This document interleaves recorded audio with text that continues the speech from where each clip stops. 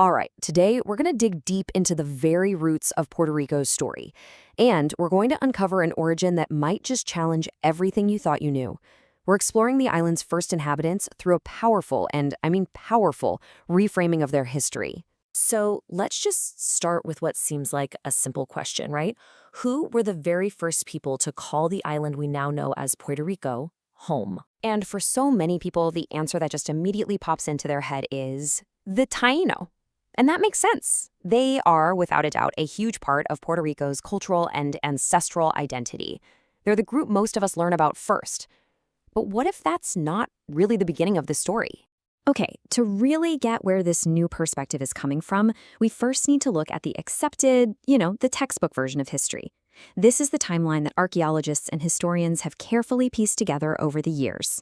So it goes something like this. About 4,000 years ago, the Ortoiroid people arrive. They were hunter-fishermen from South America. Then much later came the Solidoid people. And finally, around 1000 AD, the Taíno culture we know so well rises and becomes dominant all across the island, right before Columbus shows up in 1493.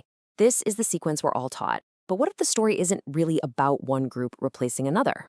Now here's where it gets really interesting. What we're about to explore isn't a debate with that timeline. It's more of a fundamental correction to how we interpret it. It's about reframing the whole narrative from the very, very beginning. This whole perspective is captured perfectly in this one powerful idea. Focusing only on the Taíno is like looking at a massive tree and only seeing one branch, while completely ignoring the root system that gives the entire thing life. I mean, that one idea totally repositions the Ortoiroid people, not just as predecessors, but as the fundamental origin. And this is a really key mindset here. This isn't seen as a revival of some lost culture. No, it's seen as a return, a reconnection with a truth that proponents say was always there, just maybe overlooked or mislabeled by later versions of history. So, what is this root we're talking about? Well, it's the idea that the story of Puerto Rico's first people doesn't begin on the island at all. It actually begins on the continent of South America. So from this viewpoint, the Ortoiroid people are not just some early settlers. They are the foundational civilization.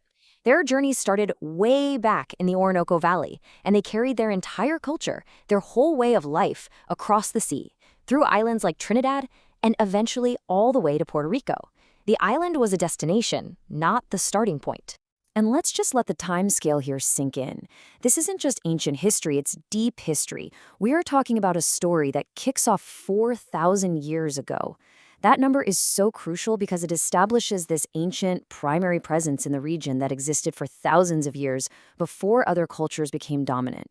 And look, this isn't just a theory, it's backed by physical evidence. Archaeologists have literally traced a clear migration path from South America. They've found distinct stone tools and these huge piles of discarded shells called middens. And here's the kicker. Artifacts found at sites like Banwari Trace in Trinidad are a match for those found at Angostura in Puerto Rico. It draws a direct physical line between the two. So this all brings us to two totally different ways of seeing the exact same historical facts.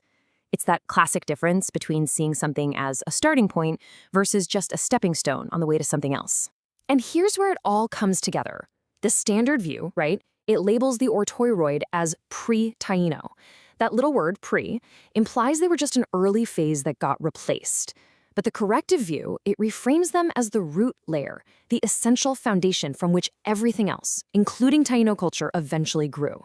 You see, the difference between pre and root changes the entire story. So you might be asking yourself, okay, why does a 4,000-year-old story matter so much today? Well, because for Puerto Rico, the story of its origins is tied to a much, much longer history of its identity being defined and then redefined by outside forces. This struggle over who gets to tell the first chapter of the story, it really echoes through the last 500 years. From Spanish colonization in 1493 to the transfer of control to the United States in 1898 to granting U.S. citizenship in 1917 and the super complex political status from 1952. The narrative of who Puerto Ricans are has constantly been shaped by external powers. Reclaiming this root story is, in a very real way, an act of self-definition. So ultimately, this isn't just about archaeology. For those who identify with this origin, it's a personal, living declaration of identity, and it's captured so perfectly in the statement. It's a refusal to have their story diluted or defined by anyone else's timeline. So we'll end with this question for you to think about. The story of the Ortoiroid is a powerful reminder that where we choose to begin a story, whether it's with the root or with the branch, it fundamentally changes our understanding of everything that follows. It shapes identity, it shapes culture, and it shapes our very sense of place in the world. Thanks for joining me for this explainer.